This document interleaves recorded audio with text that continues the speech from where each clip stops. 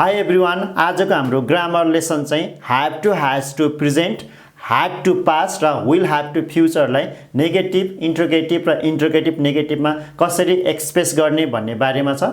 Have to, has to, had to र will have टुलाई negative, interrogative र interrogative फर्ममा कसरी लेख्ने भन्ने बारेमा इङ्ग्लिस लिसारा ल्याब लेसन 2B मा अझै डिटेलमा एक्सप्लेन गरिएको छ।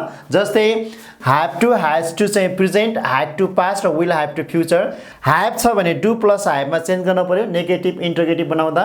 ह्याड छ भने डज प्लस ह्याभमा चेन्ज गर्नु पर्यो किनभने पछाडि बेस भर्ब नै चाहिन्छ हैन। जस्तै they have to be punctual, तिनीहरू पङ्क्चुअल हुनुपर्छ। पङ्क्चुअल भनेको एकदमै समयको फलो गर्ने के हैन, समयनिष्ठ भन्छ नि हैन। They have to be punctual, तिनीहरू पङ्क्चुअल हुनुपर्छ। अब यसलाई नेगेटिभ बनाउँदा हामीले ह्याभलाई चेन्ज गर्ने हो। ह्याभ भनेको डु प्लस ह्याभ हो। अब हामीले नट थप्दा चाहिँ एक्जुलरी भर्बलाई नट थप्नु पर्यो हैन। दे, अब यसलाई नट थप्नु पर्यो। They do not have to be punctual, तिनीहरू चाहिँ पङ्क्चुअल हुनु पर्दैन हैन। यस्तो स्ट्रक्चर त खासै बोलिँदैन के, तर नेगेटिभ बनाउँदा यसरी बनाउनु पर्यो। अब इन्ट्रोगेटिभ बनाउने हैन, इन्ट्रोगेटिभमा हामीले के गर्नु पर्यो, यो एक्जुलरी भर्बलाई चाहिँ अगाडि ल्याउनु पर्यो। जस्तै डु, डु पछि के चाहियो सब्जेक्ट, डु दे। अब हामी यो लेख्नु पर्यो के पछाडिको बेस भर्ब हैन। Do they have to be punctual, के तिनीहरू पङ्क्चुअल हुनुपर्छ यसरी भन्नु पर्यो हैन। अब रिस्पोन्स गर्दा पोजिटिभ रेस्पोन्स अथवा पोजिटिभ आन्सर हो भने यस दे डु हैन, दे लेख्ने अनि एक्जुलरी भर्ब। अब नेगेटिभ रेस्पोन्स अथवा आन्सर दिँदा no they do not, do नटलाई डोन्ट भनेर कन्ट्र्याक्टिभ फर्ममा लेखिने हुन्छ।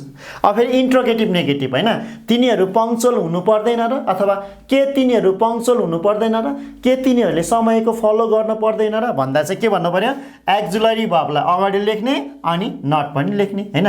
Do they not have to be punctual, तिनीहरू समयनिष्ठ हुनु पर्दैन र यसरी भन्नु पर्यो हैन। अब फेरि त्यसलाई कन्ट्र्याक्टिभ फर्ममा भन्दा डु र नटलाई एक ठाउँमा राख्ने। Don't they have to be punctual, अब हामीले यो भनेको र यो भनेको एउटै मिनिङ हो। यो पनि इन्ट्रोगेटिभ नेगेटिभ हो, यो पनि इन्ट्रोगेटिभ नेगेटिभ हो। यहाँ चाहिँ कन्ट्र्याक्टिभ फर्ममा छ यसरी भन्नु पर्यो हैन। अब ह्याभ टु भयो। अब ह्याज टु, ह्याज टुमा जस्तै Raju has to arrive here at 10:30, Raju चाहिँ यहाँ 10:30 मा 10:30 मा आउनुपर्छ। नेगेटिभ बनाउँदा यो के हो, ह्याज भनेको त ह्याजलाई त हामीले के गर्नु पर्यो, ह्याजमा डज प्लस ह्याभमा चेन्ज गर्नु पर्यो हैन। अब हामीले नट थप्दा त डजलाई थप्नु पर्यो नि त हैन। जस्तै राजु डज नट अनि पछाडिको ह्याभ नै लेख्नु पर्यो के हैन। Raju does not have to arrive here at 10:30, Raju यहाँ 10:30 मा आउनु पर्दैन। अब इन्ट्रोगेटिभ क्वेसन सोध्नु पर्यो। क्वेसन सोध्दा के गर्ने हो, हामीले एक्जुलरी भर्बलाई अगाडि लेख्ने हो यसलाई हैन। जस्तै डज राजु, डज आएपछि त हामीले पछाडिको ह्याभ मात्रै लेख्नु पर्यो कि हैन। Does Raju have to arrive here at 10:30, के राजु यहाँ 10:30 मा आउनुपर्छ भनेर सोधेको हैन। अब आन्सर दिँदा चाहिँ पोजिटिभ आन्सर अथवा रेस्पोन्स दिँदा चाहिँ यस ही डज भन्नु पर्यो कि हैन। नेगेटिभमा भन्दा चाहिँ नो ही डज नट भनि नि भयो, डजन्ट भनि नि भयो, आउनु पर्दैन। यस ही डज आउनुपर्छ, नो ही डजन्ट भने आउनु पर्दैन यसरी भन्नु पर्यो।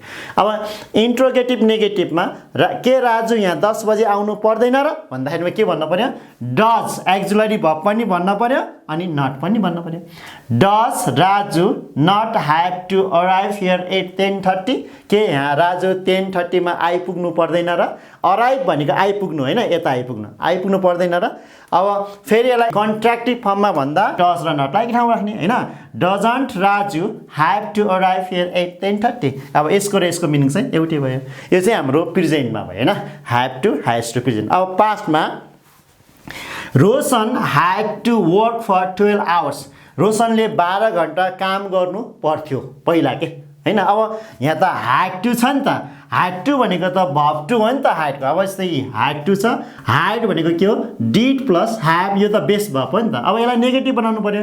रोशन डिड नट, अब यो डिडलाई नट थपेको हैन, डिड नट। अब हामीले के लेख्नु पर्यो, पछाडिको ह्याभ लेख्नु पर्यो। Roshan did not have to work for 12 hours, रोशनले 12 घण्टा काम गर्नु पर्थेन। अब सोध्नु पर्यो हैन, इन्ट्रोगेटिभ। इन्ट्रोगेटिभमा के गर्नु पर्यो, अब एक्जुलरी भर्ब अगाडि ल्याउनु पर्यो। एक्जुलरी भर्ब त के हो, डिड हो नि त हैन।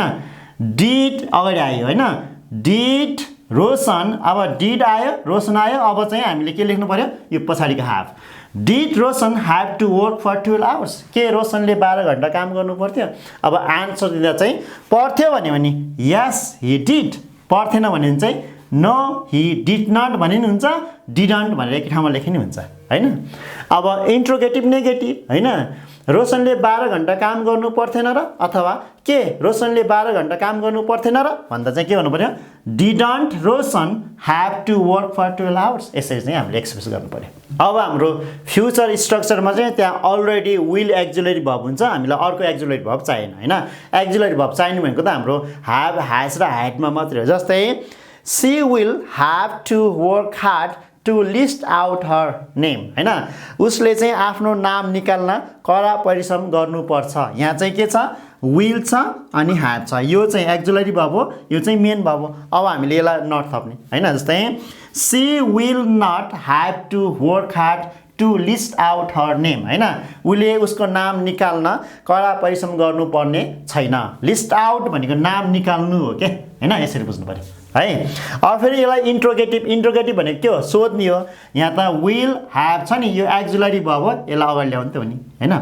विल सी, विल आयो अनि सी आयो, अब यहाँबाट सुरु गरिन्छ हैन। Will she have to work hard to list out her name हैन, के उसले नाम निकाल्न कडा परिश्रम गर्नुपर्ने छ सोधेको। अब आन्सर चाहिँ पर्छ भन्दा चाहिँ के भन्नु पर्यो, यस सी विल, सी अनि यो एक्जुलेरी भर्ब। पर्दैन भन्दा चाहिँ के भन्यो, नो सी विल नट, यो विल नटलाई कन्ट्र्याक्टिभ फर्ममा वन्ट लेखे नि हुन्छ क्या, यसरी बुझ्नु पर्यो हैन। फेरि अर्को हेर्नु त, अब इन्ट्रोगेटिभ नेगेटिभ, उसले कडा परिश्रम गर्नुपर्ने छैन र भन्दाखेरि के भन्नु पर्यो, विल पनि भन्न पर्यो अनि नट पनि भन्न पर्यो।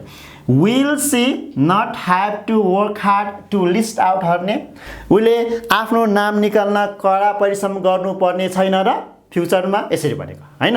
अब फेरि त्यसलाई हामीले कन्ट्र्याक्टिभ फर्ममा भन्दा विल र नटलाई एकै ठाउँ राखेर भन्ने हैन। जस्तै won't she have to work hard to list out her name, अब यसको मिनिङ र यसको मिनिङ चाहिँ एउटै हो। अब आन्सर दिन पर्यो भने yes she will, no she will not अथवा सी वन्ट भनेर दिने। यसरी चाहिँ हामीले have to, has to, had to, will have टुलाई नेगेटिभ, इन्ट्रोगेटिभ र इन्ट्रोगेटिभ नेगेटिभमा एक्सप्रेस गर्न सकियो।